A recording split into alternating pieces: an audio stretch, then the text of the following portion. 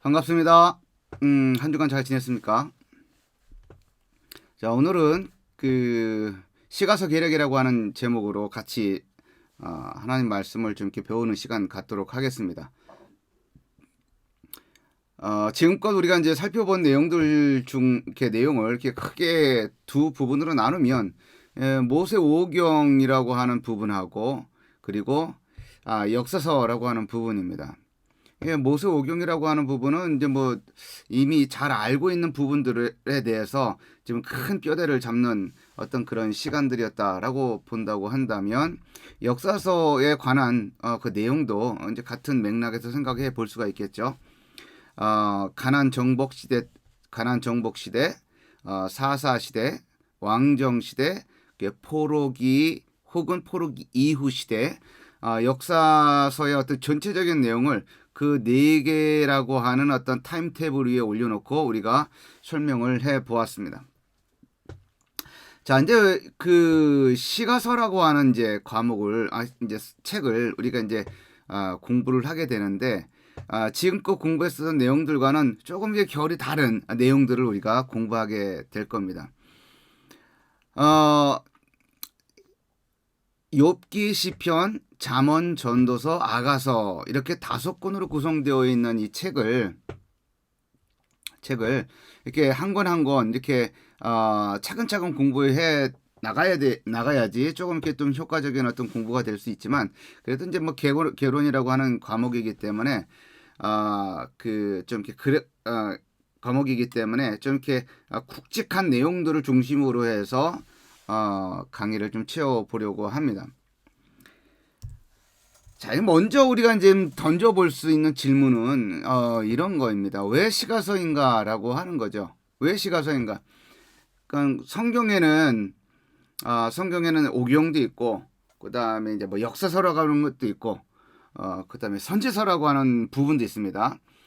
선지서라고 하는 이제 이사야서부터 말라기에 이르기까지 이 선지서라고 하는 부분은 당연히 뭐 선지자들이 나와서 하나님의 말씀을 대언하는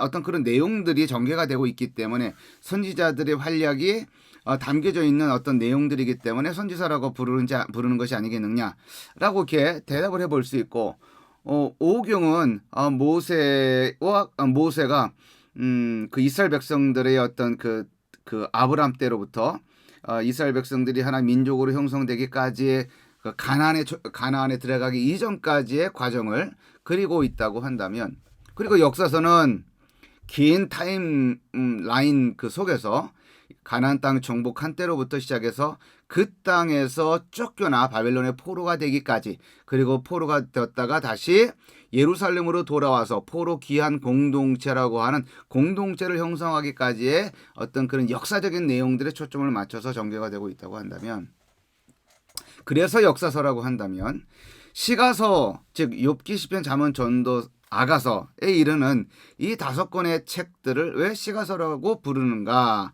라고 하는 것이고, 그 안에 들어가 있는 책들의 기본적인 특징들은 무엇인가 라고 하는 것들을 우리가 질문을 던져보고 답을 해나가는 어떤 그런 과정이 의미가 있는 것이 아닌가라고 생각을 해봅니다. 왜 시가서인가라고 우리가 이제 물어보면, 질문을 던지게 되면 한번 이런 대답을 해볼 수가 있을 겁니다. 시가서의 그 내용을 보게 되면 형태를, 그 문학적인 어떤 그 내용을, 그 장르를 우리가 보게 되면 시로 기록이 되어 있어요.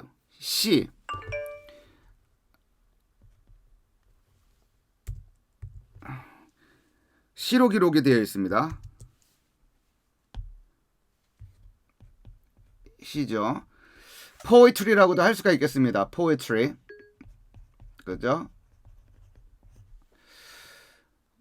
시가서는, 즉 욥기, 시편, 잠언, 전도, 아가서는 시라고 하는 어떤 그런 장르로 기록이 되어 있기 때문에 시가서라고 하는 이름이 붙여진 것이 아니겠느냐라고 우리가 대답을 해보는 겁니다. 이 구약 성경은 전체적으로 보게 되면 크게 두 가지 장르로 나누어집니다.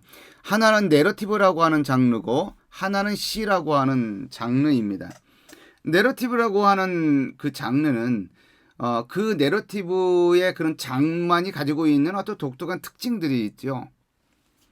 서론도 있고 결론도 있고 그 발단도 있고 절정이 있고 갈등이 해소되는 것도 있고 그리고 그 가운데에는 사건이 긴밀하게 이리저리 연결되어 있고 그리고 그 사건들과 내용들을 채우고 있는 인물들이라고 하는 캐릭터라고 하는 어떤 인물들이 등장을 하고 이런 것들이 내러티브의 어떤 기본적인 특징이다라고 할 수가 있습니다. 그런데 시라고 하는 것은 그 내러티브하고는 좀 다르죠. 시는 기본적으로 간결하죠. 은유법이 사용이 되죠. 우리나라 같은 경우에도 일반적으로 시는 뭐 산문이라든지 소설이라든지 이런 어떤 장르들보다 훨씬 더 간결하고 그 경제적인 어떤 언어를 구사를 하는 것을 볼 수가 있습니다. 그러니까 히브리 시라고 해서 뭐 다를 게 없죠. 히브리 시이기 때문에 간결하고 언어의 경제성을 다시 말해서 단어를 많이 사용하는 것이 아니라 적은 단어를 사용해서 강한 메시지를 아주 그 강렬한 메시지를 전달하는 장르가 시이기 때문에 일단 내러티브와 그 겉모습만 놔두고서 볼 때 내러티브와 확실히 다른 어떤 특징을 보여준다라고 하는 겁니다. 여기 한번 볼까요? 여기 보면 제 히브리어 성경의 일부분을 제가 사진으로 좀 찍어서 캡처를 해서 여러분들에게 지금 이렇게 보여주고 있습니다. 자, 여기 앞에 있는 거는 왼쪽에 있는 것은 제너시스예요. 베레시트라고 하는 책 제목을 가지고 있습니다. 이제 여기 제너시스라고 되어 있어서 이제 우리 그 한글 성경에는 책 제목이 이제 창세기이지만 히브리 성경의 책 제목은 베레시트라고 하는 책 제목을 가지고 있습니다. 대체적으로 이제 오경과 같은 경우에는 그 책 제목이 우리처럼 뭐 창세기, 출애굽기, 레위기, 민수기, 신명기 이런 식으로 되어 있는 것이 아니라 그 책의 첫 번째 단어가 그 책의 책 제목인 경우가 많습니다. 이 창세기 같은 경우에도 이제 그와 같은 경우에 해당하는 것이죠. 베레시트는 여기 보는 것처럼 여기 첫 번째 단어, 그러니까 구약 성경 즉 창세기의 첫 번째 장, 첫 번째 절의 첫 번째 단어, 그 단어가 이제 책 제목이 되는 거예요. 근데 여하튼 여기 창세기 같은 경우는 소위 말해서 내러티브 스타일이라고 그래요. 내러티브 스타일. 시가 아닙니다. 내러티브예요. 인물이 등장하고 한 단락과 한 단락 사이에 긴밀하게 연결되어 있고 그리고 발단이 있고 또 인물들 사이에서 갈등이 있고 갈등이 고조가 되고 갈등이 해소가 되고 어떤 그 긴박한 어떤 그런 그 전개가 됩니다. 그리고 또 여러 단어들을 사용하고 다양한 어떤 그 문학적인 장치들이 사용되어지기 때문에 간결함을 추구하는 것이 아니죠. 구체적으로 설명하는데 많이 설명하는데 지면을 할애하기 때문에 그 지면 자체가 꽉 찹니다. 여기 창세기 여기 보게 되면 어때요? 꽉 차 있잖아요. 여기가 지금 1장 1절서부터 지금 16절 있잖아요. 16절 지금 넘어가고 있는 건데 여기가 지금 여기 꽉 찼어요. 빈 구석이라고 하는 것이 없습니다. 여기 책 제목 위 상단 부분에 조금 여백이 있기는 하지만 그 여백이 있다고 해서 이 여기가 꽉 차 있는 이 부분이 상세가 되는 것은 아닙니다. 그죠? 꽉 차 있습니다. 이게 내러티브의 특징이에요. 다른 뭐 창세기, 레위기, 민수기, 신명기, 뭐 역사서도 마찬가지죠. 기본적인 장르가 내러티브입니다. 자, 그런 것에 반하여 여기 여러분 앞에 있는 여기는 이제 시편이죠. 시편인데 여기는 이제 제 히브리 성경의 그 시편에 해당하는 부분을 제가 사진으로 좀 캡처를 했습니다. 여기는 왜 이렇게 공부한 흔적이 있는데 왜 여기 시편에는 이렇게 흔적이 없냐? 그거는 여러분들이 몰라서 하는 말이에요. 여기 구약 성경이 히브리 성경이 있잖아요. 이 히브리 성경이 굉장히 두껍습니다. 두꺼운데 그 아마존에 가게 되면 이 구약 성경, 이 히브리어 성경이 낙권으로 이렇게 제작이 돼서 판매되기도 해요. 그래서 여기 시편에 해당하는 그 부분을 제가 낙권으로 사서 낙권으로 공부를 했습니다. 그래서 이거를 증거를 보일 수 있을런지 모르겠습니다. 보일 수 있을 거예요. 그러니까 여하튼간에 시편은 시죠. 시의 형식으로 기록이 되어 있습니다. 시는 기본적으로 경제적인 언어를 구사합니다.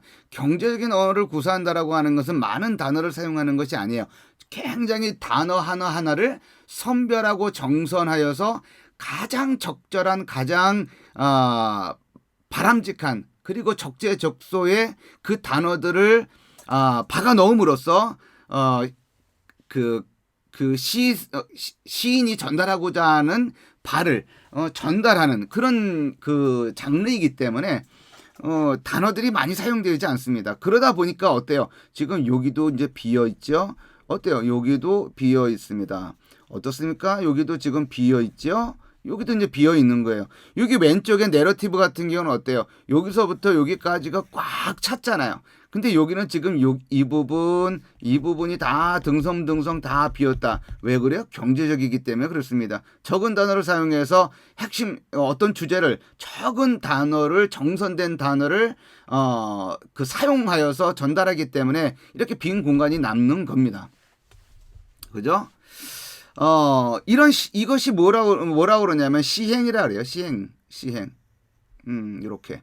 여기 가운데 보통 이렇게 빈 공간이 이렇게 띄어져 있습니다. 여기도 보면 2장 1절 이렇게 되어 있는데, 여기 보면 여기에 가운데 빈 공간이 띄어져 있어요. 이거 평행법으로 기록이 되어져 있기 때문에 이제 그렇다라고 하는 거죠. 한 라인이 하나의 구절이 두 개의 행으로 구성이 되어 있습니다. 이렇게 그 하나의 절이 두 개의 행으로 구성이 되어 있습니다. 보통 다 모든 구절들이 그렇게 되어 있다라고 하는 것이 아니라 대체적으로 그렇다라고 하는 거예요. 이거는 한 절이 이렇게 하나의 절이 이렇게 있다고 한다면 A, B라고 하는 거예요. 이렇게 되어 있고 이렇게 되어 있는 거. 여기 이렇게 띄어 있는 것처럼 이 부분이 이제 띄어져 있는 거예요. 그래서 보통 이렇게 시행 연구를 하는 사람들은 1절 A, 1절 B 이렇게 해서 표시를 합니다. 자, 여하튼 간에 이 시편뿐만 아니라 욥기, 시편, 잠언, 전도, 아가서 이 5권의 책은 다 어떻게 되어 있냐? 이와 같이 시행으로 구성이 되어 있다. 시행으로 작성이 되어 있다라고 하는 거예요. 시로 작성되어 있다라고 하는 거예요. 물론 욥기서 1장, 2장 그다음에 마지막 장 같은 경우에는 내러티브 스타일로 기록이 되어 있습니다.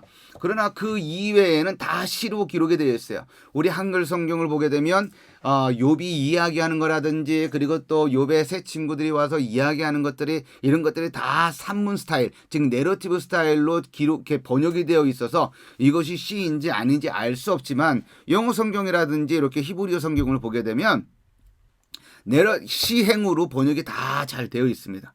그런데 우리나라 말로 이제 이 번역을 할 때 이 시행을 우리나라 말로 번역을 할 때는 좀 어려운 점들이 많이 있어서 그런 것들이 제대로 진행이 되지 않고 있는 것이 사실 현실이기도 합니다. 자, 여하튼 간에 왜 시가서인가라고 할 때 우리가 기본적으로 시가서는 시로 기록이 되어 있기 때문에 시행으로 기록이 되어 있기 때문에 시가서다라고 우리가 이야기를 해볼 수가 있습니다. 그러나 그것이 다 이 질문에 모든 것을 다 답변을 이 질문에 대한 답변을 다 충분히 제공해 주는 것은 아닙니다. 왜 그러냐 하면 시가서로 작성이 되어 있는 시행으로 작성되어져 있는 부분이 반드시 이 욥기 시편 잠언 전도 아가서만 그렇게 되어 있는 것이 아니기 때문에 그래요. 선지서의 상당 부분도 시행으로 기록이 되어 있습니다. 다시 말해서 선지서의 대부분도 시로 구성이 되어 있어요. 우리 한국말 성경 같은 경우에는 다 이렇게 내러티브로 기록이 되어 있지만 그 선지서는 그렇지 않습니다. 선지서는 대체적으로 전체적으로 그 시로 작성이 되어 있어요. 그러나 이 시가서하고 그럼에도 불구하고 시가서도 시행으로 작성되어 있고 선지서도 시행으로 작성되어 있지만 그럼에도 이 둘 사이에는 차이가 있어요. 어떤 차이가 있냐면 이 시가서는 대체적으로 역사에 중점을 두고 있지 않습니다. 역사에 중점을 두고 있지 않아요. 다시 말해서 선지서 같은 경우는 어때요? 8세기 선지자, 7세기 선지자, 6세기 선지자, 5세기 선지자 이런 식으로 해서 각 시대별로 등장하는 선지자들이 있습니다. 그러니까 뭐 이사야 선지자, 호세아 선지자, 미가 선지자 이렇게 이런 선지자들은 주로 이제 8세기 선지자들이라고 이야기를 하고 있고 그 8세기 선지자들이 활동했었던 그 역사적인 맥락과 그들에게 그 당시 이스라엘 백성들에게 전달하는 하나님의 메시지가 즉 선지자의 입을 통하여 전달되어지는 그 메시지가 긴밀하게 연관이 되어 있어요. 역사적인 상황과 긴밀하게 있다라고 하는 것이죠. 그러나 시가서는 다시 말해서 욥기, 시편, 잠언, 전도, 아가서 이런 책들은 역사적인 내용하고 긴밀하게 연관되어 있지가 않습니다. 여기 나와 있는 것처럼 이 크게 상관이 없다 이렇게 되어 있어요. 물론 예외적인 것들이 있죠. 시편에도 소위 말해서 역사시라고 하는 장르가 있어요. 역사시. 시편 안에는 장르가 여러 가지가 있거든요. 뭐 탄식시 그리고 또 무슨 시 있어요? 감사시, 찬양시 그리고 또 뭐 있죠? 감사시, 신뢰시, 뭐 시온시, 그다음에 지혜시 뭐 등등등 여러 종류의 시가 있어요. 역사시라고 불리우는 장르의 시편들도 있습니다.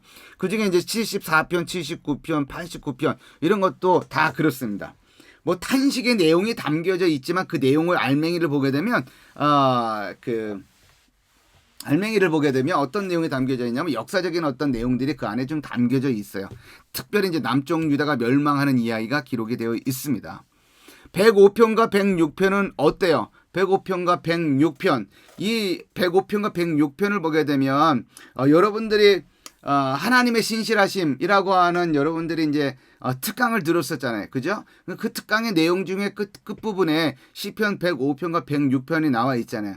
거기에 보게 되면 이스라엘 백성들이 출애굽을 하여서 광야를 거치고 그리고 가나안 땅에 광야를 거치고 그리고 끝내 마침내 가나안 땅에 이르게 되는 그런 과정들이 굉장히 많은 장구한 긴 구절들을 활용해서 그 내용들을 전개하고 있습니다. 물론 그 내용들을 통해서 결국은 말하고자 하는 바는 하나님의 신실하심이다. 하나님의 헤세드다라고 하는 것을 우리가 살펴보았지만 그럼에도 불구하고 내용 자체는 역사적인 내용이다라고 하는 거죠. 그러나 이런 역사적인 내용들은 일부분에 지나지 않다라고 하는 것. 대부분의 그 시가서의 대부분의 내용은 이런 어떤 그 국가적이고 그리고 역사적이고 어떤 그런 문제들하고는 좀 거리가 있어요. 이 모세오경은 어때요? 모세오경도 이스라엘 백성들의 그런 어떤 그 내용, 그 출애굽하는 어떤 역사적인 사건, 광야를 지나가는 어떤 그런 사건, 그 다음에 가나안 땅에 이르기까지의 어떤 여정들, 어떤 이런 것들이 굉장히 타임테이블 위에 놓고 이렇게 배열을 할 수 있을 정도로 그 내용들이 전개가 되고 있잖아요. 역사서는 뭐 말할 것도 없는 거죠. 역사적인 내용들이 아주 뭐 차고 넘칩니다. 그죠? 근데 시가서는 그렇지가 않다라고 하는 거예요.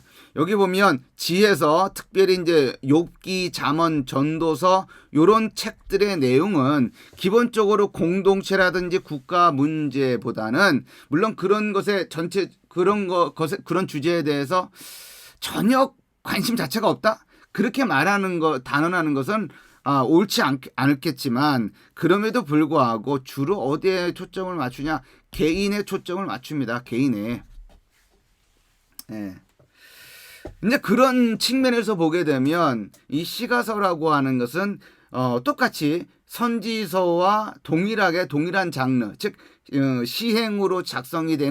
시로 작성이 되는 어떤 동일한 어떤 특징들을 가지고 있음에도 불구하고 선지서와는 분명히 구별되는 지점이 있다라고 하는 거예요. 그죠? 선지서는 역사적으로 긴밀하게 뿌리 내리고 있다. 그리고 선지서는 어때요? 시가서는 어때요? 개인적이고 그리고 역사적인 내용들은 웬만하면 털어낸 어떤 그런 내용들로 전개가 되고 있다라고 하는 측면에서 우리가 좀 생각을 해볼 수가 있을 것 같습니다. 예, 나중에 우리가 이제 그 살펴봐야 되는 내용들 중에 하나가 또 뭐예요? 선지서 있잖아요.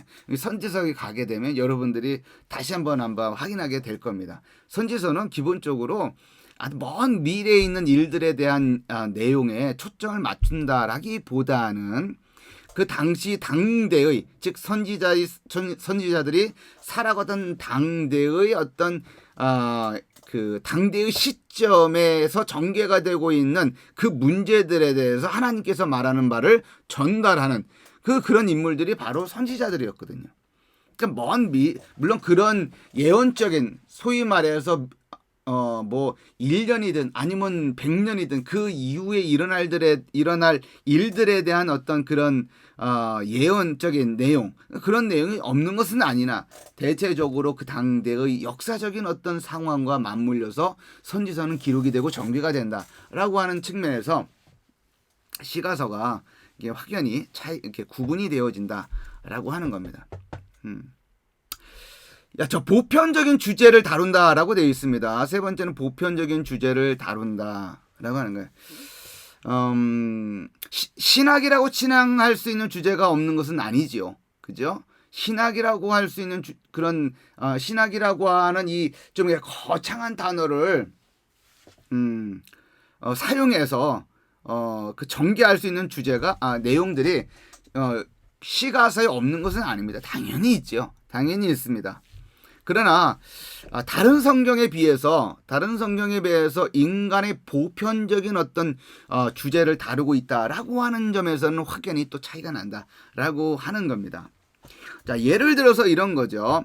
고통, 고난, 고통과 고난. 이 고통과 고난은 누구에게나 있습니다. 그죠? 누구에게나 있어요. 고통과 고난이라고 하는 것은 이렇게 사람들은 겉모습을 보게 되면 이 고통과 고난이 없을 것 같아요. 제가 그런 소리 많이 들었어요. 여러분들은 동감하실지는 모르겠지만 제 얼굴 스타일이 이런 얘기를 하면 이게 적절할지는 모르겠지만 그러니까 제 그 외모가 키는 빼고 일단 외모를 이렇게 얼굴만 놓고서 보면 고생 안 하는 스타일 같다라는 얘기를 참 많이 들었어요. 그냥 부잣집 도련님 같다라는 얘기까지도 들었어요. 여러분 믿거나 말거나 그런 이야기를 들었어요. 그러나 그거는 그분들의 편견이고 그리고 또 그분들의 속단이고 편견이고 속단인 거죠. 왜 고난이 없고 왜 고생이라는 것이 없고 왜 고통이라는 게 없겠어요. 다 있습니다. 이렇게 멀쩡하게 생긴 이 얼굴 안에서 이 내면 안에도 여러 가지 문제점들이 있는 거예요. 여러분들은 어때요? 여러분들은 여러분들의 나름대로의 여러분들이 풀어낼 수 여러분들이 언어로 풀어낼 수 있는 그런 고통과 고난이 있는 거죠. 그죠?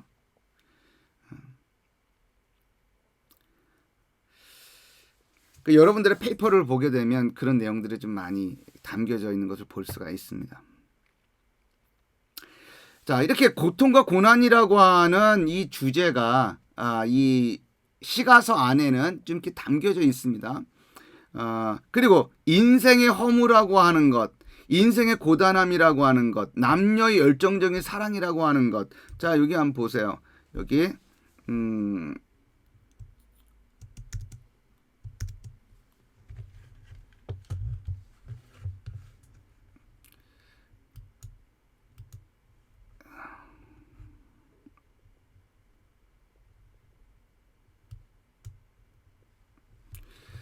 자, 보면 욥기는 이제 욥기서 같은 경우는 의인의 고난, 신정론 이제 이런 주제를 다루죠. 우리가 이제 이따가 또 다시 한번 볼 겁니다.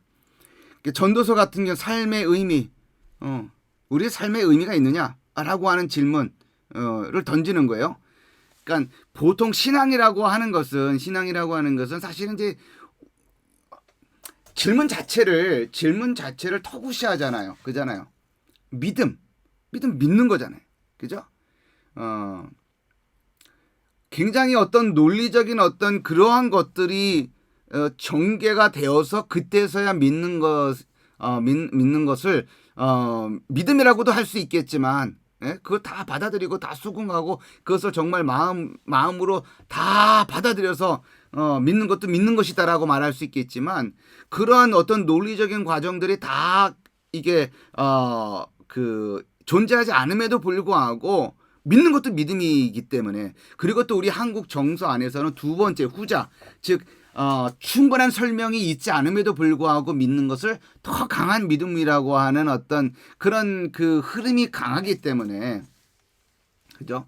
무엇인가를 신앙과 관련해서 질문을 던진다라고 하는 것은 좀 불경스러운 듯한 어떤 그런 생각을 갖고 있다라고 하는 것이죠. 그러나 전도서는 조금 궤를 달리합니다. 전도서는 질문을 던지는 거예요. 회의하는 겁니다. 이것이 정말 맞는 것인가? 이거 정말 의미가 있는 것인가? 삶에 정말 삶에 정말 알맹이가 있는 것인가? 하는 질문을 던지는 거죠. 아가서는 어떻습니까? 사랑의 연합 혹은 그 사랑의 즐거움의 중요성을 알려줍니다. 남녀의 사랑에 관해서 노래를 하고 있어요. 이제 이 부분은 이제 어떻게 해석할 것이냐는 이제 부차적인 거예요. 한 남자와 한 여자의 사랑을 이야기를 하고 있습니다. 그리고 굉장히 농염한 내용이 담겨져 있어요. 굉장히 선정적인 표현도 담겨져 있습니다. 그러나 여하튼 간에 한 남자와 한 여자의 사랑을 다루고 있는 거예요. 그것을 하나님과 언약 백성 사이의 관계로 설명을 하든지 그리스도와 교회의 관계로 설명할 것인지, 그냥 문자적으로 한 남자와 한 여자의 정말 농염 짙은, 예, 정말 굉장히 선정적인 어떤 사랑의 이야기로 해석할 것인지, 그거는 하여튼 그거는 이제 부차적인 것이다. 여하튼 사랑에 관한 것이다라고 하는 거. 근데 사랑이라고 하는 것이 우리 인생에서 얼마나 보편적인 주제예요. 그죠? 소위 말해서 소위 말해서 대중가요의 80%가 사랑이라고 하는 주제로 다 묶여진다라고 하잖아요. 사랑 때문에 헤어지고, 사랑 때문에 만나고, 사랑 때문에 상처받고, 사랑 때문에 죽이기도 하고, 사랑 때문에 분노하고, 사랑 때문에 뭐하고, 사랑 때문에 뭐하고, 사랑 때문에 뭐하고. 그러니까 사랑이라고 하는 것이 얼마나 우리의 삶과 깊이 사랑이라고 하는 것이 우리의 삶에 얼마나 깊이 녹아져 있는가 하는 것을 알 수가 있습니다. 보편적인 주제라고 하는 것이죠. 잠언은 어때요? 잠언은 우리의 삶의 다방면에 필요한 지혜가 무엇인가를 이야기를 하고 있습니다. 그리고 그것을 떠받치고 있는 것이 하나님에 대한 두려움이다 라고 하는 것을 가르치고 있는 것이죠. 뭐 요 몇 가지 이렇게 살펴봤지만 이 주제들이 다른 성경에는 없느냐? 다른 성경에도 있죠. 다른 성경에도 있습니다. 그러나 시가서 안에서는 더욱 두드러진 주제로 전개가 된다라고 하는 것이죠. 그리고 이제 네 번째로 우리가 생각해 볼 수 있는 것은 어떤 것이 있냐면, 하나님의 생각보다 인간의 생각에 집중한다라고 되어 있습니다. 이게 뭐냐면, 모세오경이나 역사서라고 하는 책들은, 그리고 선지서라고 하는 책들은 그 당대에 벌어지고 있는 어떤 그런 사건들과 인물들과 그런 것들에 대해서 하나님께서 어떻게 생각하시는 바를, 그러니까 모세를 통하든지 아니면 그 대언자들을 통하든지 아니면 선지자들을 통하든지 그 하나님의 뜻이 막 비춰져요. 그러나 시가서, 욥기서, 욥기전도, 아가서, 잠언이라고 하는, 시편이라고 하는 이 여기에 그 시가서들은 하나님의 뜻이 무엇인가를 이렇게 전달한다라기보다는 사람을 통해서 무엇인가가 하나님을 향하여 전달되어지는 듯한 그런 인상을 우리가 받을 수 있게 된다라고 하는 거예요. 그러니까 인간들의 생각을 더 많이 들을 수 있게 되는 것이죠. 시편 같은 경우에 하면 탄식시 같은 경우는 한번 보세요. 탄식시 같은 경우는 시가 하나님께 노래 부르는 거예요. 하나님께 탄식하는 내용이 담겨져 있어요. 하나님, 내가 지금 이렇게 지금 고통스러운 가운데 있는데 이 고통이 지금 얼마나 지속이 될 것입니까? 어느 정도, 얼마나 더 기다려야지 이 고통에서 벗어날 수 있습니까? 라고 하면서 하나님께 하소연하고 탄식하는 내용이에요. 그러면서 하나님 내 지금 빨리 벗어나게 해주세요. 지금 내가 질병 가운데 죽을 지경입니다. 내가 지금 뭐 굉장히 여러 가지 어려움을 인하여 내가 지금 죽을 지경입니다. 도와주세요라고 하면서 하나님께 도움을 요청하는 그 시가 바로 타인식 시예요. 그러니까 누구 입에서 누구를 향해서 지금 나가는 거예요. 그러니까 인간의 입에서 나와서 하나님을 향해 나가는 거예요. 그러니까 하나님이 여기 있으면, 우리가 인간이 여기 있으면 이렇게 하나님을 향하여 나가는 겁니다. 그러니까 그 시인들의 생각을 들여다볼 수 있는 거죠. 욥기는 어때요? 욥기는 욥이라고 하는 그 당대의 의인이 고난을 당하게 되자 그의 세 친구들이 찾아와서 이야기하는 거예요. 이야기. 그리고 왜 고난이 왔는지에 대해서 해석을 해주는 내용들이 그 욥기서의 이야기입니다. 그 이야기의 내용들을 주고받는 내용들을 보세요. 그들의 생각들을 얘기하고 있는 거. 나는 이렇게 생각해. 너가 왜 고난받고 있는지 나는 이렇게 생각해. 엘리바스, 빌닷, 그 다음에 엘리후라고 하는 마지막에 등장하는 친구까지, 젊은이까지. 엘리바스, 빌닷, 소발 이 세 친구들뿐만 아니라 엘리후라고 나중에 등장하는 젊은 청년까지 다 욥의 고난에 대해서 나는 이렇게 생각해 라고 하는 내용이 전개가 되는 거예요. 그러니까 사람의 생각이 담겨져 있고 그것이 성경으로서 다시 우리들에게 하나님의 말씀으로 주어진 것이다 라고 하는 것입니다. 그런 측면에서 보면 이 시가서는 다른 성경들과 또 구분이 되고 그런 측면에서 이 욥기 시편 잠언 전도서가 그 차별성을 갖게 되는 것이고, 그래서 시가서다라고 하는 그런 어떤 그 답을 우리가 좀 해볼 수가 있습니다. 어떻게요? 시 형식으로 구성이 되어 있다. 다른 책들과 달리 역사에 중점을 두고 있지 않다. 다른 책들과는 달리 또 인생의 보편적인 주제를 다룬다. 다른 구약의 성경책들과 달리 하나님의 생각보다는 인간의 생각에 많이 전개가 되고 있는, 거기에 초점을 맞추고 있는 그런 내용들이 시가서에 전개가 된다라고 우리가 이제 내용들을 우리가 정리를 해 볼 수가 있습니다. 두 번째 주제는 이겁니다. 시가서의 위치와 관련된 내용이에요. 시가서의 위치. 자, 시가서의 위치가 뭐 중요한가? 욥기, 시편, 잠언, 전도, 아가서 이렇게 되어 있잖아요. 그죠? 근데 우리 성경 같은 경우는 이제 그렇게 되어 있지만 다른 성경들도 그렇게 되어 있을까? 꼭 그렇지만도 않다라고 하는 겁니다. 자, 몇 개의 이제 성경들을 우리가 이제 살펴보게 될 거예요. 그거 한번 보겠습니다. 자, 히브리 성경 내에서 시가서가 갖고 있는 시가서의 위치를 이렇게 한번 보면 좋을 것 같아요. 자, 여기 보게 되면 그러니까 유대인들이 사용하는, 지금 이제 유대인들이 사용하고 있는 이 구약 성경은 우리가 가지고 있는 성경책과, 즉 한글 성경과 내용 면에서는 똑같지만 그 배열 자체가 조금 다릅니다. 배열 자체가 좀 달라요. 자, 어떻게 되어 있냐면 히브리 성경 같은 경우에는 크게 세 부분으로 나눕니다. 토라, 선지서, 그 다음에 성문서 이렇게 말합니다. 토라는 이제 이렇게 이제 쓰죠. 토라라고 합니다. 이건 율법이라고 하는 뜻을 갖고 있는 그죠. 그래서 유대인들이 이걸 토라라고 말을 합니다. 이 부분을. 그 다음에 이제 네비임이라고 그래요.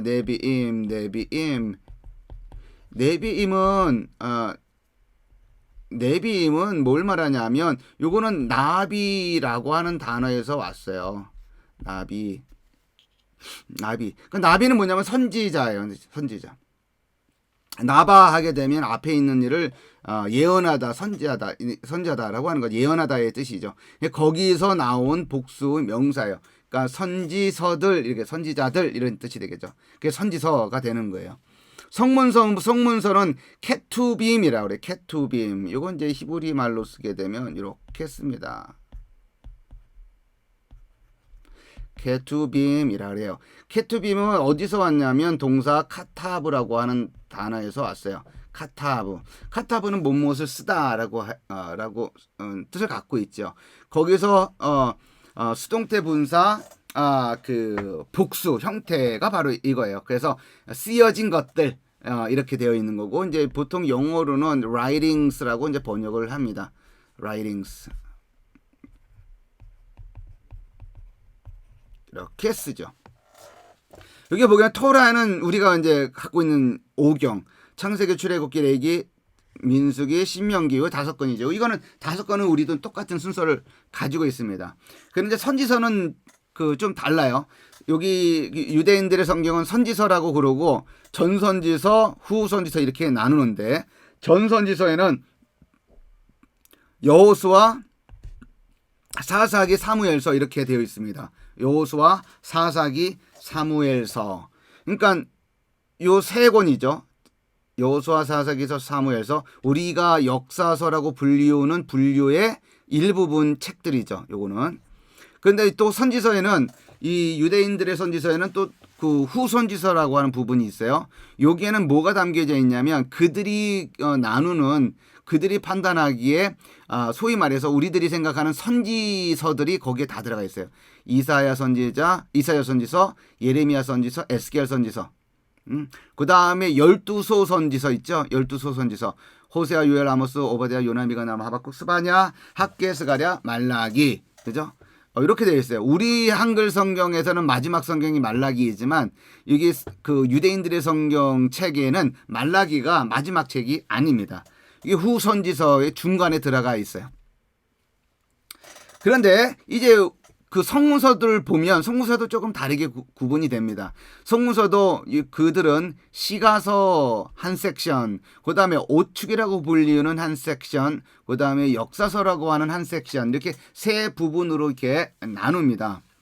거기 이제 시가서에는 뭐가 포함이 되어 있냐면 시편, 욥기, 잠언, 이 3권이 포함이 되어 있어요.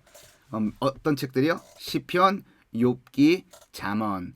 여기 이건 다시 말해서 유대인들은, 즉 히브리어 구약 성경은 시가서를 어떤 책들만 이렇게 분류를 하냐면 시편, 욥기, 잠언이다. 요 책만을 이제 그들이 이제 시가서로 분류를 하는 거죠.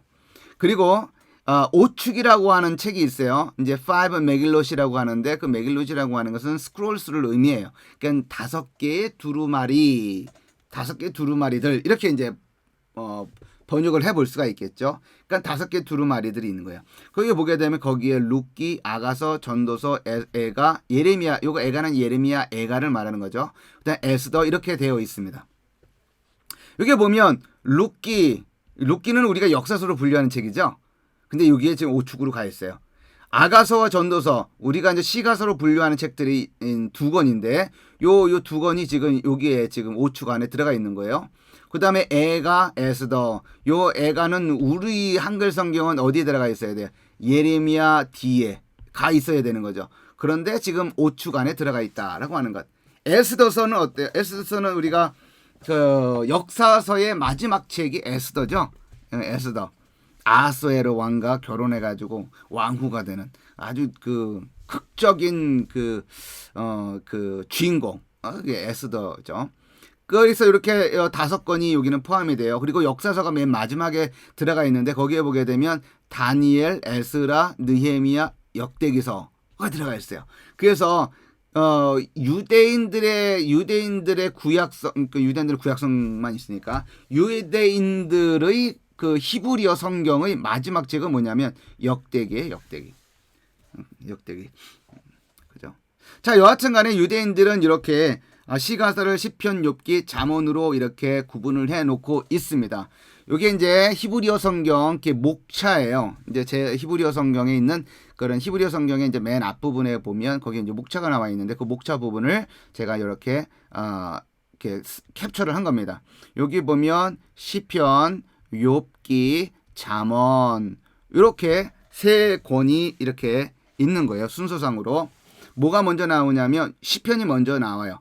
우리 한글 성경은 어때요? 욥기 먼저 나오죠. 근데 여기는 시편이 먼저 나온다. 시편, 욥기, 잠언 요 3책이에요. 요 3책을 유대인들은 뭐라고 생각을 하는 거예요? 뭐라고 생각하는 거야? 시가서다라고 생각을 하는 거야. 그리고 그들이 생각을 하면서 그들이 이제 말하는 거는 이 시가서는 진리의 책이다라고 얘기를 하는 거예요. 왜 그러냐면 여기 보면 시편의 책 제목이 뭐냐면 테힐림이라 그래요. 테힐림.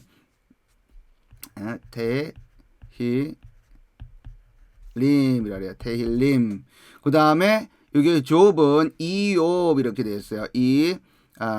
욥 이렇게 되어 있습니다. 그 다음에 여기 잠언은 미슐레이라 그래요. 미슐레이. 미슐레이. 이거는 요거는 이 책 제목인 거예요. 그래서 이 사람들은 생각을 할 때 이 세 개의 책의 책 제목에 첫 번째 자음을 다 합치면 뭐가 만들어지냐면 에메트라고 하는 단어가 만들어진다인 거예요.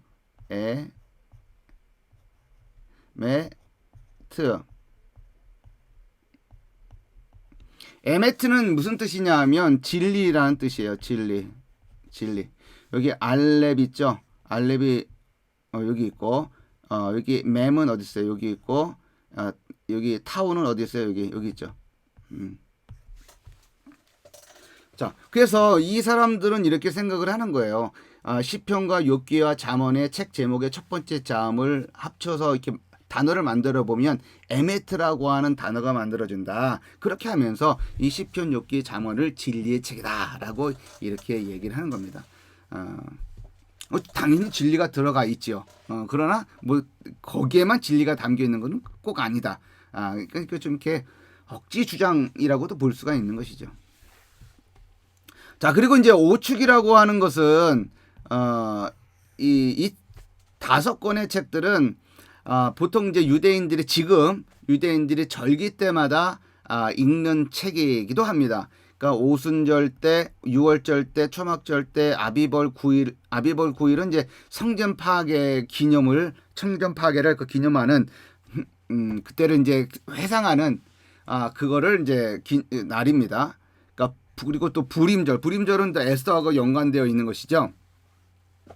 그래서 이 각 절기 때마다 요 책들을 읽는 거예요. 오순절 때 룻기 읽고, 유월절 때 아가서 읽고. 이제 아가서 같은 경우는 남녀의 사랑과 관련된 이야기인데, 유월절과 같은 경우에는 하나님께서 자신의 언약 백성을 사랑해서 출애굽시켰다라고 이제 생각을 하는 거죠. 그러니까 하나님과 자신의 언약 백성들 사이의 어떤 사랑 관계로 생각을 하고 그때의 아가서를 읽는 거예요. 아가서를 읽는 거예요.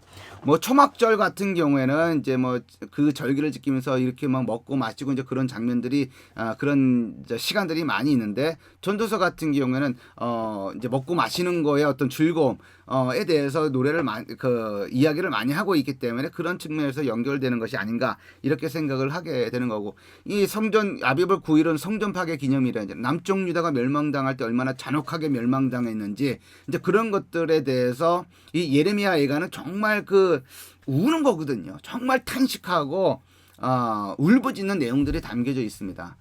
이제 그런 그때 이제 읽기에는 적합한 것이 아니겠느냐 이렇게 생각을 해볼 수 있고, 이제 불임절은 당연히 불임절의 기원을 담고 있는 그런 내용이 에스더에 담겨져 있기 때문에 그 절기에 있는 것이 맞겠죠. 근데 뭐 이렇게 절기에 맞춰서 이 5권의 책을 읽기 시작한 것은 뭐 구약 시대, 즉 예수님이 오기 이전 시대에서부터 그렇게 있었던 것은 아니고 주전 2세기서부터 시작을 해서 주전 15세기에 이르는 그런 장시간에 걸쳐서 이런 어떤 그 매칭이 이루어진 것으로 알려져 있습니다.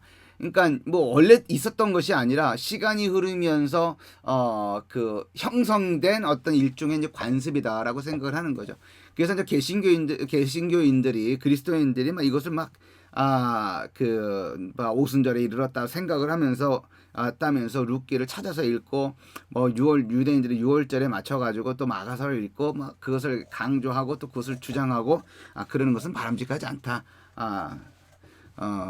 그리스도인들이 이 땅 위에서 살아가는 동안에 지켜야 될 것도 우리나라 한국 같은 경우는 성경에서 이야기하는 것 이외로 부과되어지고 있는 것들이 많이 있기 때문에 이런 것까지 하는 것은 바람직하지 않다라고 우리가 생각을 해볼 수가 있습니다. 자, 위에서는 이제 그 히브리인들의 구약 성경을 우리가 봤어요. 근데 이제 70인역 같은 경우는 어떨까요? 70인역은 여기 이제 나와 있는 것처럼 이렇게 LXX 이렇게 돼 있죠. LXX. 이렇게 L은 50을 말하는 거고 X는 10이니까 10이 두 개잖아요. 그죠? 그러니까 이게 몇이 되는 거? 70이 되는 거예요. 그죠?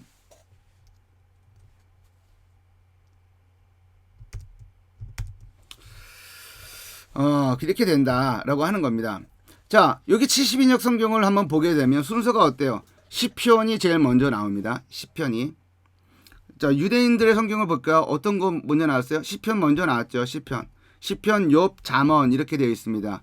시편, 욥, 잠언이었는데 70인역은 시편, 잠언, 전도서, 아가서, 욥기 이렇게 되어 있어요. 욥기가 어디에 있어요? 제일 마지막에 들어가 있다라고 하는 겁니다. 제일 마지막에 들어가 있다. 제일 먼저 나오는 것은 시편이다라고 하는 겁니다. 근데 그것에 반해서 이 라틴어 역본을 보게 되면 어떤가? 욥기가 제일 먼저 들어가 있죠. 욥기, 시편, 잠언, 전도서, 아가서. 요거는 어때요? 우리들의 한글 성경과 동일하다. 한글 성경이 라틴어 역본의 어떤 배열을 따르고 있는 것이죠. 그래서 욥기, 시편, 잠언, 전도, 아가서로 이렇게 전개가 되고 있는데 이렇게 배열이 된 그 뒷배경에는 뭐가 있는 것이냐? 그러니까 시대적인 배경이 전제가 되고 있는 것이 아니냐라고 보는 거예요. 시대적인 배경. 그러니까 연대기적인 어떤 그 연대기적인 시각에서 이 시가서가 배열이 됐다라고 하는 거죠. 욥기, 시편, 잠언, 전도, 아가서가. 왜 그러냐면 욥기는 그 주인공이 누구예요? 욥이죠. 그리고 근데 그 시대적인 배경이 욥기에서는 시대적인 배경이 모세 오경에 있는 창세기의 족장 시대와 시대적으로 연결되는 지점이 굉장히 많이 있어요. 그래서 그 시대를 욥기의 시대적인 배경을 그 시대로 즉 족장 시대와 연결해서 설명하는 글들이 많이 있습니다. 네, 많이 있어요. 그러니까 배열 자체는 오경, 그다음에 역사서, 그다음에 시가서, 그 시가서 안에 첫 번째로 지금 라틴어 성경에는 지금 이렇게 놓여져 있지만 내용 자체의 시대적인 배경 자체는 어디와 연결이 되어 있냐면 창세기 12장 이후부터 전개되어지는 족장 시대와 연결이 되어진다라고 보는 거죠. 그러니까 굉장히 이른 시기다라고 보는 겁니다. 시편은 어때요? 시편은 다윗과 연결되어질 수가 있는 거죠. 그러니까 물론 시편은 우리가 이제 그 잘 알고 있는 것처럼 그죠? 우리가 잘 알고 있는 건지 시편은 5권으로 구성이 되어 있잖아요. 그죠?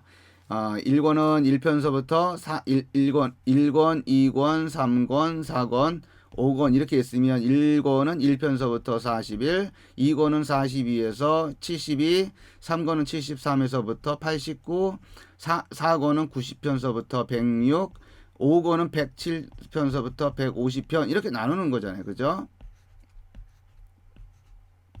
이렇게 나눈다라고 하는 거예요. 여기 보게 되면 여기에는 다윗의 시편이 굉장히 지배적이에요. 표제어의 다윗이 굉장히 많이 들어가 있습니다. 그죠? 그러나 뭐 이 다윗의 이름만 들어가 있는 시편만 있는 건 아니죠. 그죠? 뭐 솔로몬도 여기에 솔로몬이 들어가고 90편 같은 경우에는 모세가 들어가고 그죠? 모세가 들어가고 그다음에 여기 이제 50편에는 아삽이 들어가고 50편에는 그죠? 뭐 이런 시편들이 존재하기도 한단 말이에요. 다윗의 이름이 들어가 있지 않은 아삽의 시편, 고라 자손의 시편, 뭐 이런 것들이 있단 말이죠. 이제 그럼에도 불구하고 시편은 전반적으로 다윗이 썼다 이렇게 이제 알려져 있기 때문에 또 그 당시에도 고대 세계에서도 이제 시편을 이제 다윗의 저작으로 보는 경향이 굉장히 많이 있었기 때문에 욥기 다음에 순서가 이제 시편으로 본 거죠. 그죠? 다윗 시대니까. 그리고 잠언과 전도서와 아가서는 어때요? 잠언, 전도, 아가서 요 세 책은 어떻습니까? 요 책은 솔로몬과 관계가 있죠. 솔로몬. 그죠? 잠언도 그 표제를 보게 되면 잠언에 보게 되면 잠언 1장 1절에 보게 되면 솔로몬의 잠언이라 이렇게 돼 있어요. 다윗의 이스라엘 왕, 그러니까 정확하게 이스라엘 왕 다윗의 아들 솔로몬의 잠언이라 이렇게 되어 있어요. 그러니까 미슐레이 셀로모 벤 다비드 멜렉 이스라엘 이렇게 되어 있을 거예요. K1장 1절에도 그렇게 되어 있고 10장 1절에도 솔로몬의 잠언이라 이렇게 되어 있고요. 25장 1절에도 솔로몬의 잠언이라 이렇게 되어 있습니다. 잠언이에요. 이제 그러니까 이 잠언과 관련해서 우리가 생각을 해볼 수 있는 인물은 누가 되는 거예요? 솔로몬이 되는 것이죠. 물론 그 잠언의 마지막 장에 보게 되면 아굴의 잠언이다 내용도 있고 그 다음에 루무엘의 잠언이다라고 하는 그 31장의 어떤 표제어도 있지만 그러나 전반적으로 솔로몬의 그 잠언이기 때문에 시대적으로 욥기 그 족장 시대 다윗 시대 그 다음에 솔로몬 시대 이렇게 이제 보는 겁니다. 이제 그런 측면에서 보게 되면 우리 그 라틴어 성경이라든지 그것에 따라서 배열이 정해져 있는 우리 한글 성경 같은 경우에는 역사적인 어떤 연대기적인 어떤 순서에 따라서 배치된 것이 아닌가라고 하는 생각을 해보게 되는 것이죠. 그렇죠?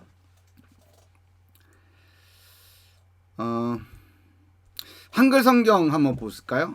한글 성경을 보게 되면 어떠냐면 여기 이제 우리가 잘 알고 있는 것이죠. 뭐 오경, 그 다음에 뭐가 나와요? 역사서 나오고, 그 다음에 세 번째 나오는 게 시가서, 그 다음에 선지서 나오죠. 선지서는 대선지서가 있고, 그 다음에 소선지서가 있죠. 이렇게 되어 있습니다. 그러니까 성경의 배열 자체가 유대인들의 성경은 맨 마지막에 역사서가 있지만 우리 그 한글 성경은 선지서가 맨 뒤에 구약 성경책 맨 뒤에 위치한다. 가운데 뭐가 있어요? 욥기, 시편, 잠언, 전도서, 아가서 이와 같은 내용이 배열이 되어 있다라고 우리가 확인해 볼 수가 있습니다. 그러니까 사실은 이제 중간 정도 우리 한글 성경도 그렇고 그 다음에 이제 뭐 한글 성경을 이렇게 보게 되면 이렇게 책을 이렇게 딱 성경책을 이렇게 들고서 한 가운데 정도 이렇게 딱 잡으면 제가 약간 의도성도 있지만 가운데 이렇게 딱 잡으면 정말 가운데를 딱 잡으면 시편 93편이 나와요. 시편 93편. 여러분들은 뭐 꼭 그렇게 나오리라는 보장은 없지만 지금 제가 한 절반 정도로 잡은 거예요. 절반 정도. 예. 그러면 여기도 시편 133편 이렇게 나오는 거예요. 그러니까 시가서가 구약 성경에서 한 중간 정도 위치에 있는 거예요. 중간 정도에 위치해 있다. 그래서 그만큼 중요한 거예요. 그러니까 예전에는 이 시가서를 연구하신 분들이 적었어요. 시가서를 연구하신 분들이 적었습니다. 어떤 거를 우리 이제 한국에 나와 계신 이제 훌륭한 교수님들 보면 대부분 이제 오경을 연구하신 전공해서 박사학위를 받으신 분들이 많고 그 다음에 이제 선지서를 연구해서 박사학위를 받으신 분들이 많습니다. 다 이제 훌륭하신 분들이죠. 예. 그리고 이제 역사서가 이제 그 오경이나 선지서보다는 조금 적고요. 그러니까 역사서를 연구하신 분들은 더 귀하신 분들이죠. 우리 지금 현재 한국 신학계 안에서만 본다고 한다면 시가서는 제가 이제 그 미국에 나가서 이제 공부할 때쯤만 돼서도 나갈 때쯤만 돼서도 시가서를 연구하신 분들이 많지가 않았어요. 물론 이제 그 총신대에 지금은 이제 은퇴하신 분 김정우 교수님이 계셨었고 그리고 이제 다른 경우에는 대체로 이제 선지서를 연구하신 분들이 시가서를 같이 강의를 이렇게 하셨어요. 왜냐하면 선지서도 시행으로 구성이 되어 있고 시가서도 시행으로 구성이 되어 있기 때문에 그렇게 이제 같이 연구를 하신 것이죠. 강의를 하신 것이죠. 그런데 이제 제가 나올 때쯤 됐을 때는 이제 시가서를 연구하신 분들이 많았어요. 많았어요. 그래서 다 이제 지금 다 훌륭하게 지금 다 제 몫을 다 하고 있는 그런 분들이 많이 있습니다. 저만 약간 비리비리한 것 같아요. 예. 하여튼간 그래도 그 시가서가 굉장히 중요하다라고 하는 것을 말씀드리고 싶은 거예요. 욥기, 시편, 잠언, 전도, 아가서. 여기 앞에서도 얘기했지만 오경, 역사서, 선지서 여기 다 하나님의 초점이 맞춰져 있고 그렇잖아요. 근데 시가서는 좀 더 사람 냄새가 폴폴 나고 좀 이렇게 여백이 있고 그리고 또 아까도 봤지만 히브리어 성경에 뭐가 있어요? 시가서에는 뭐가 있어요? 여백이 있잖아요. 여백이. 그죠? 여백이 있잖아요. 그 사람이 좀 여백이 있고 확 숨도 못 쉴 정도로 이렇게 빽빽하게 있는 그런 것보다는 이렇게 좀 듬성듬성 공간도 있고 숨을 좀 쉴 틈도 있고 공간도 있고 이런 여백이 있는 그런 어떤 모습이 멋지지 않나라고 생각을 해요. 그래서 여러분들도 시가서를 좀 많이 사랑하면 좋겠다라고 생각을 합니다.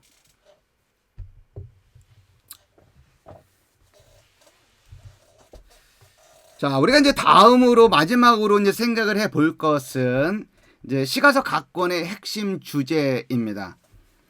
요 시가서 각 권의 핵심 주제는 이 내용은 이렇게 생각을 해 볼 수가 있습니다. 욥기, 의인의 고난, 시편, 여호와 왕, 그러니까 하나님 왕 찬양 이렇게 하는 거고, 잠언은 지혜의 기초에 관해서 이야기하는 거다. 지혜가 뭐냐라고 하는 것에도 얘기하고 그것이 실질적인 삶에서 어떻게 드러나는가에 대한 것도 있지만 그것의 기초가 뭐냐라고 하는 거예요. 전도서는 삶의 의미. 예. 그 아이유하고 그 산울림의 그 가수였던 그 영화 배우로도 많이 활동을 하는 김창환인가? 김창환. 예. 하여튼 그 아이유가 그 불렀던 노래가 있잖아요. 너의 의미 이러죠. 너의 의미. 근데 이제 제가 뭐 그 노래를 가사를 다 아는 것은 아니지만 하여튼간 그 의미에 관해서 노래를 합니다. 그죠? 제 딸들도 그 노래를 참 좋아하는데. 근데 이제 전도서 같은 경우는 어때요? 전도서는 삶의 의미가 뭐냐 이거예요. 삶의 의미가.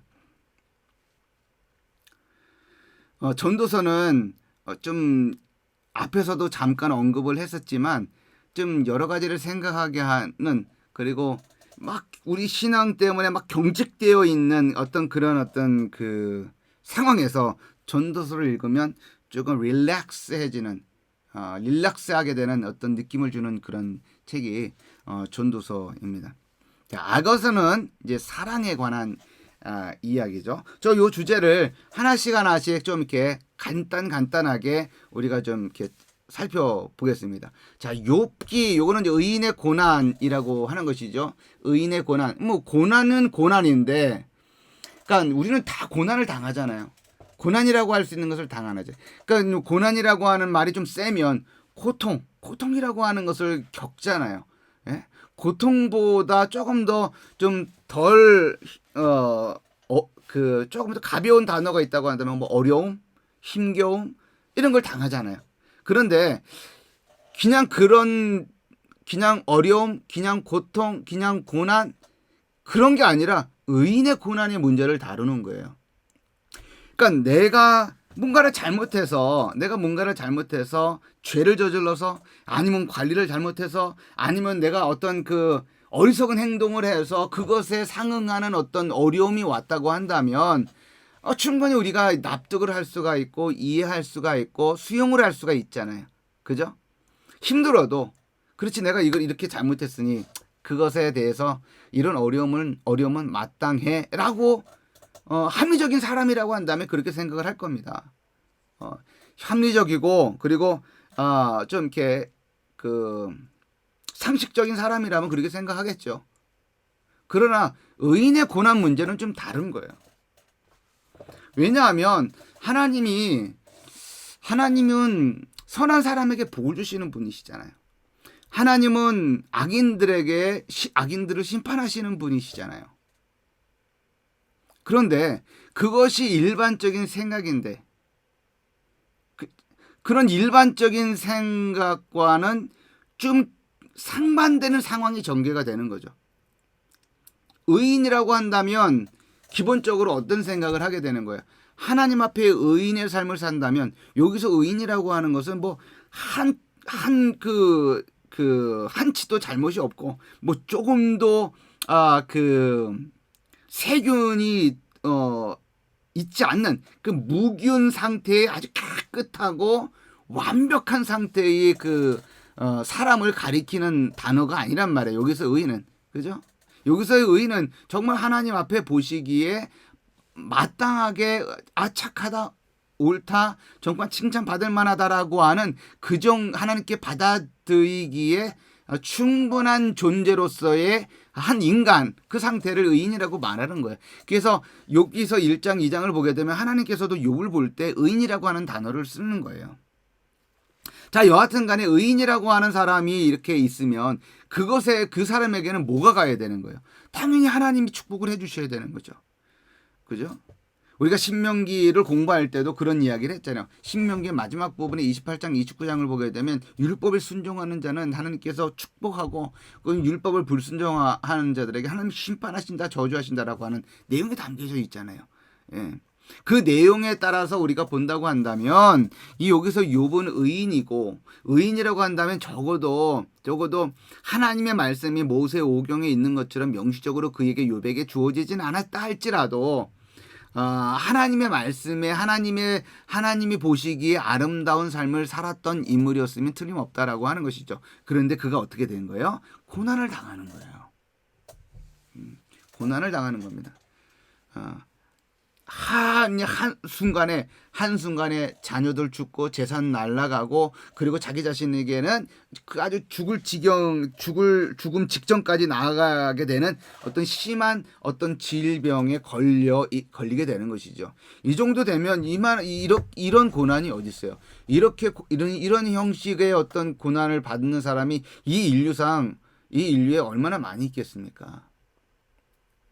우리가 지금 살고 있는 이 공간은, 이 한국이라고 하는 공간은 정말 사람이 많아서 그렇지, 사람이 많은 것이 하나의 흠이지 정말 좋은 곳이에요. 치안도 이 정도만 돼도 정말 대단한 나라입니다. 미국만 나가보세요. 조그만 마을 잔치한다고 하면은 경찰들이 와가지고 총 차고 봉 들고 전기 이거 뭐라 그래, 전기 지지직 하는 거 그것도 차고, 하여튼 경찰이 마을 잔치하면 경찰들이 여러 명이 와서 계속 돌아다녀요. 그건 뭐예요? 치안이 그만큼 불안하기 때문에 그 사람들이 와 있는 거예요.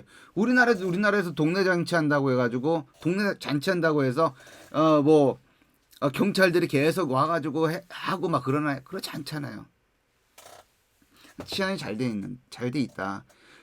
그러니까 또 우리나라에 도덕도 그만큼 없다 그런 얘기도 하죠. 그러니까 외국 사람들이 우리나라에 와가지고 카페 같은 데 가면은 놀린대잖아요. 놀리는 이유가 뭐냐면 학생들이 노트북을 가지고 이제 공부하고 숙제도 하다가 그냥 거기다 테이블 위에다 놔두고 화장실에 가는 거예요. 화장실에 갔다가 와서 또 다시 하고. 그러니까 외국인들이 볼 때는 너무나 놀라운 거예요. 자기네 나라 같으면 벌써 누군가가 그 노트북을 가지고 튀었을 것이다라고 생각을 하는 겁니다. 결코 그렇게 하지 않는다라고 하는 겁니다. 네. 근데 사실은 우리나라가 이건 결과론적인 측면에서 본다고 하면 여하튼 치안이 좋은 거죠. CCTV가 있잖아요. 이 CCTV가 있으니까 가져갈 수가 없는 거죠. 그죠?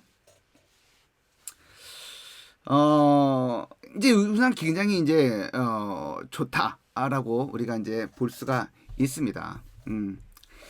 자, 여하튼 간에 이 의인의 고난 문제가 지금 그 욥기에선 전개가 된다. 그래서 그러한 고통을, 그 의인이 받는 고통을 어떻게 해석할 것인가? 그것은 무슨 문제예요? 신정론 문제이죠. 신정론 문제. 의인의 고난 문제. 어떻게 하나님께서 의인에게 악을 허락하시는가? 불행을 허락하시는가? 그 문제를 지금 다루게 되는 책이 욥기서이다라고 이렇게 볼 수가 있습니다. 두 번째 책인 시편은 어떤 책입니까? 시편은 여호와 왕을 찬양하는 시편입니다. 자, 우리가 이제 누구를 찬양을 해야 되는 거예요? 이제 시편은 1편서부터 150편까지로 구성이 되어 있고 그 안에는 이제 수많은 다양한 종류의 시편들이 있습니다. 그러니까 하나님께 도움을 요청하는 시편도 있고 하나님께 감사하다라고 하는 시편도 있고 하나님을 신뢰한다라고 하는 시편도 있고 하나님을 찬양하는 시편도 있고 어떤 경우는 저주의 내용도 담아놓은 시편도 있습니다. 근데 그걸 이제 저주시라고 그러죠. 근데 그런 시편들이 있습니다. 근데 그런 어떤 다양한 시편들이 이리저리 서로 연결되고 묶이고 해서 결국은 이 150편이라고 하는 전체 내용을 통해서 말하고자 하는 핵심은 뭐냐면 여호와 하나님을 찬양하라라고 하는 거예요. 여호와 하나님을 찬양. 우리가 하나님을 누구로 찬양해야 되는가라고 하는 주제예요. 누구로요? 왕으로. 누구로? 우리의 왕으로 찬양해야 된다라고 하는 거예요. 하나님을 믿는데 무엇으로? 왕으로, 나의 왕으로 믿고 그를 찬양을 하는 겁니다. 이것을 이제 여러분들하고 나누기 위해서는 이제 상당한 좀 긴 시간이 이제 좀 필요하지만 여러분들이 이제 제 책 새로운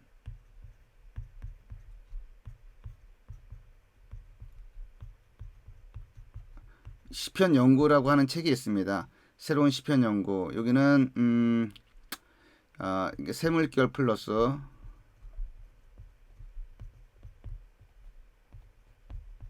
2018년에 나온 책이 2018년 12월인가 그때 나왔어요.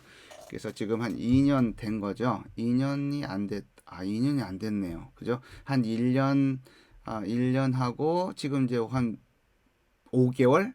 그 정도 되지 않았나 싶습니다. 여하튼 간에 새로운 시편 연구라고 하는 한 500페이지에 가까운 제가 책을 냈어요.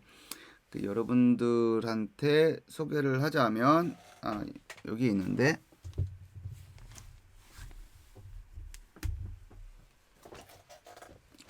자, 이제 요런 책입니다. 요런 책. 여러분들 소개를 했는지 모르겠습니다. 자, 요런 책인데 거기에서 이제 전하고자 하는 어떤 핵심 주제 중에 하나가 뭐냐면 사람을 의지하지 말고 즉 인간 왕을 의지하지 말고 하나님 왕을 의지해야 된다라고 하는 어떤 주장을 전개를 합니다. 그런 주장은 뭐냐면 시편 1편서부터 150편까지의 내용들을 자세히 살펴보니 굉장히 긴밀하게 연결되어 있고 그 긴밀하게 연결되어 있는 그 내용을 통해서 전달하는 핵심 메시지가 뭐냐라고 있었을 때 저는 실패할 수밖에 없는 인간 왕을 바라보지 말고 여호와 하나님 왕을 바라봐야 한다라고 하는 그런 논지를 전개를 하고 있습니다. 여러분들 기회가 되면 여러분들 읽었으면 좋겠다. 지금 이제 조금 어려울 수도 있는데 그때 읽을 수 있을 좀 어려울 수 있습니다. 이게 읽을 수 있습니다. 예.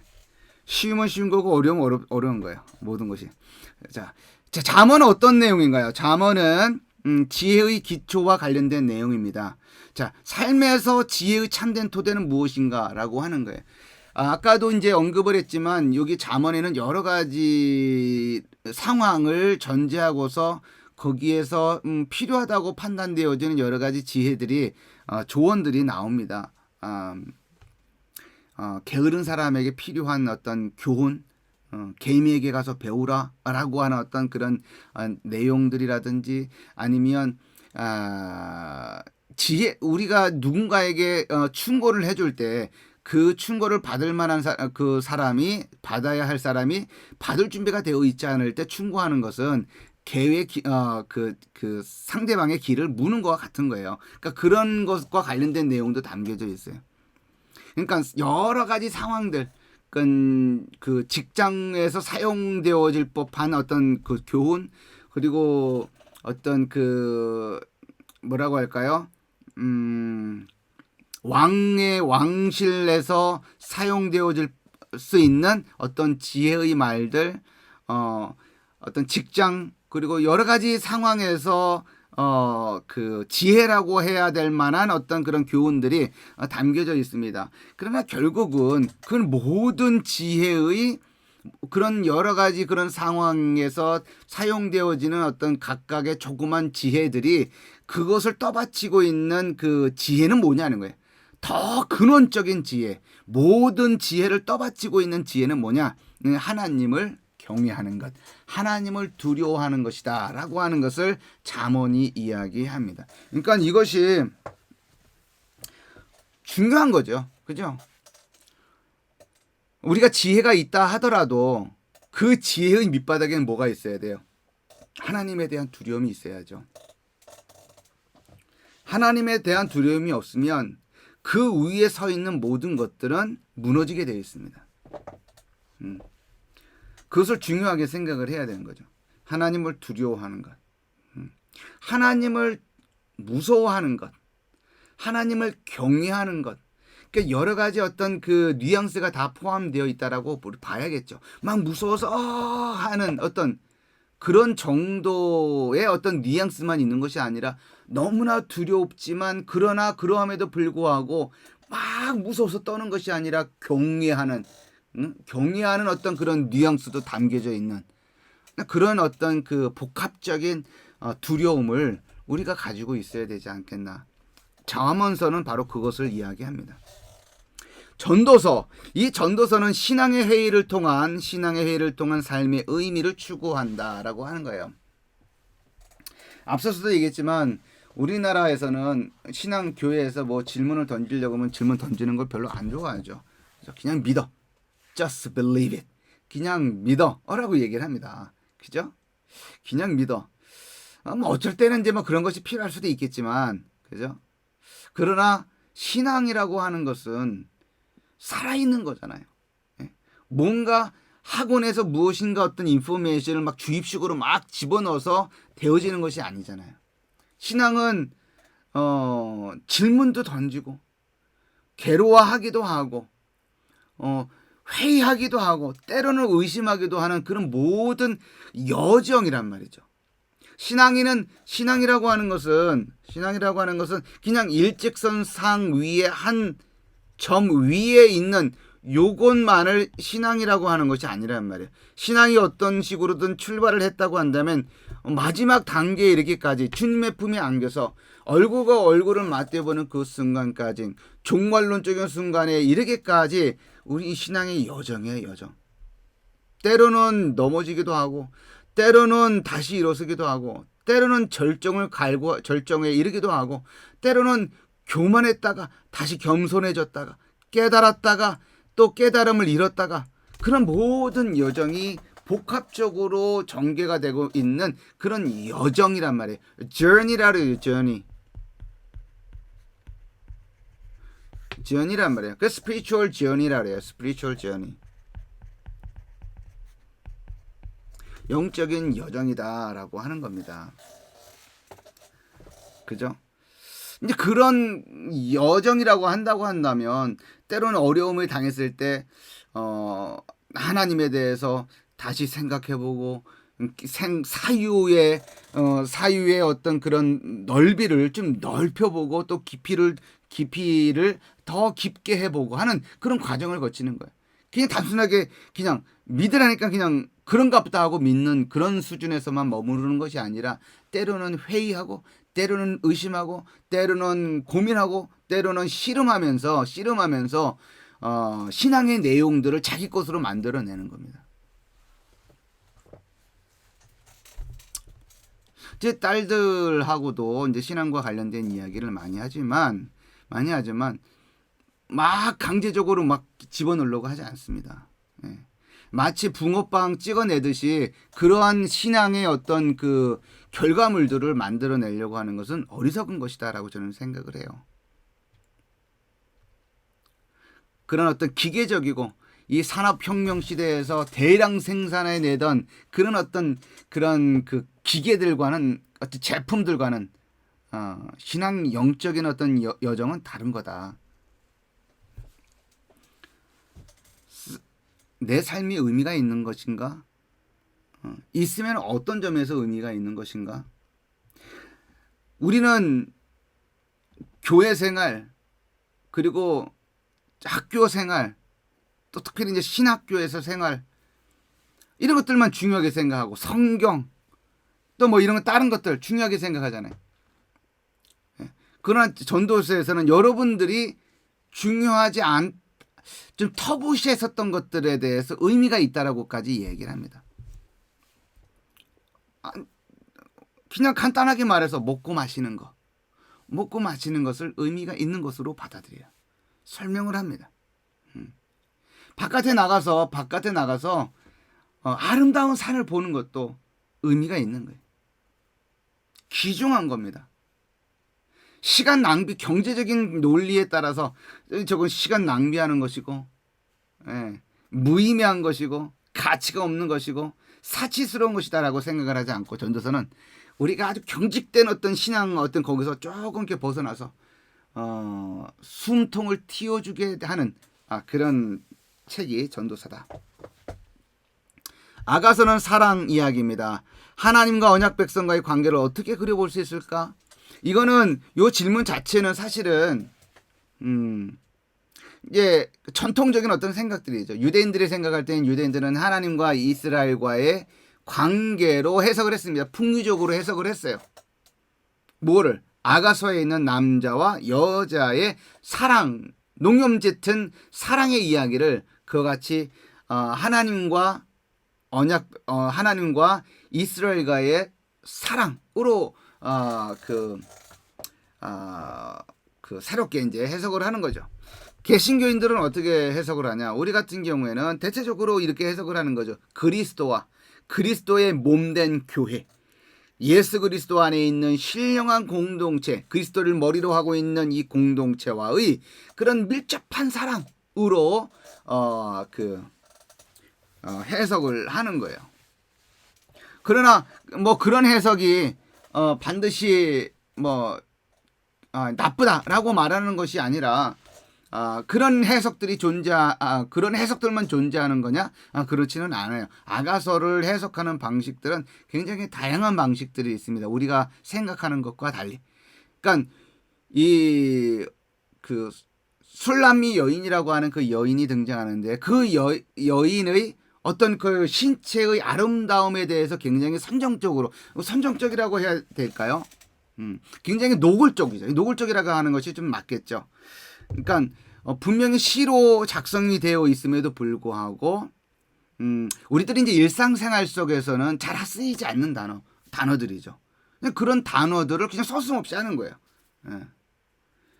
그러니까 그런 어떤 그 선정적이라기보다는 노골적인으로 표현되어져 있는 어떤 남녀의 사랑 이야기를 문자적으로 그냥 남녀의 사랑 이야기로 해석하는 어떤 부류가 있고, 아니다, 성경책에 그와 같은 내용이 있는 것은 그냥 단순하게 남녀의 사랑만을 말하려고 하는 것이 아니라 영적인 차원에서 하나님과 그의 언약 백성과의 관계를 나타내기 위해서 그런 것이 아니냐. 그래서 그냥 문자적으로 그냥 해석하는 어떤 그런 수준에 머무르는 것은 바람직하지 않다라고 보는 것이 보통 이제 좀 보수적이고 좀 복음주의권 안에 있는 사람들이 가지고 있는 어떤 생각입니다. 그래서 개신교인들은 그리스도와 그리스도의 몸된 교회의 아주 밀접한 친밀한 사랑의 관계로 승화시켜서 이제 해석을 하는 경향이 있습니다. 그러나 어쨌든 사랑에 관한 것이다라고 하는 것, 사랑에 관한 것, 그죠? 그것이 아가서의 핵심이다라고 생각을 하면 되겠습니다. 자, 그러면 앞에서 했었던 이야기이기도 하지만 여하튼간에 여기서 지금 다루고 있는 내용들은 우리가 모세오경에서 다루었었던 어떤 그런 내용들과는 좀 거리가 멀죠. 역사서에서 들여다봤었던 여러 내용들과도 좀 분명히 구분이 되어지는 지점들이 있죠. 예. 그래서 시가서가 좀 독특한 거예요. 특별한 겁니다. 다른 구약 성경의 책들과는 차별성이 있는 거예요. 그리고 특별히 하나님보다는 이제 시편을 제외하고는 뭐 시편도 포함해서 여기에 시가서에 들어가게 되면 인간 냄새가 있는 거예요. 인간 냄새. 물론 다른 책들도 그렇게 설명을 할 수가 있지만 한 고난 가운데 있는 한 인간의 고뇌, 고통, 신음 이거를 우리가 들어볼 수가 있는 것이고 탄식 가운데는 한 시인의 음성을 통해서 그의 아픔, 그의 목소리, 그의 상황을 들여다볼 수 있고 그리고 우리의 삶 속에서 여러 삶의 아주 다양한 어떤 현장 속에서 지혜라고 하는 것이 무엇인지를 궁구하는 어떤 한 모습을 우리가 그려볼 수가 있고 그런 다양한 삶 속에서 펼쳐지는 그런 우리의 손과 발이 그 놓여 있는 우리의 삶의 다양한 공간 속에서 우리는 어떤 의미를 갖고 의미 부여를 하면서 살아갈 수 있는가 그리고 그 속에서 우리는 어떻게 사랑을 하는 것이 맞는 것인가 라고 하는 어떤 그런 내용들을 전개하고 있다라고 하는 측면에서 특별하고 차별성이 있는 다른 책들과 차별성이 있는 독특하고 귀한 그런 내용들이 시가서의 핵심 주제가 된다라고 하는 것으로 우리가 정리를 해볼 수가 있겠습니다. 한 이 정도 선에서 우리가 좀 이렇게 시가서의 어떤 개략적인 내용들을 우리가 정리를 해볼 수 있지 않을까라고 생각을 합니다. 그리고 이제 이런 내용들이 이제 바탕 위에서 이제 시가서는 시가서 시편이면 시편, 욥기면 욥기 이제 어떤 그런 각 권들의 어떤 핵심 내용들을 조금 더 디테일하게 이제 들여다봐야 하는 그런 어떤 단계가 또 남아 있기는 한 것이죠. 자, 오늘 요 정도 선에서 정리를 하면 될 것 같습니다. 하여튼간 긴 시간 동안 여러분들 또 강의 듣느라고 고생을 했고요. 또 오늘 배운 내용들이 여러분들에게 좀 이렇게 의미 있게 유의미하게 좀 다가왔으면 하는 그런 생각이 있습니다. 자, 강의 듣느라고 고생했습니다. 수고했습니다.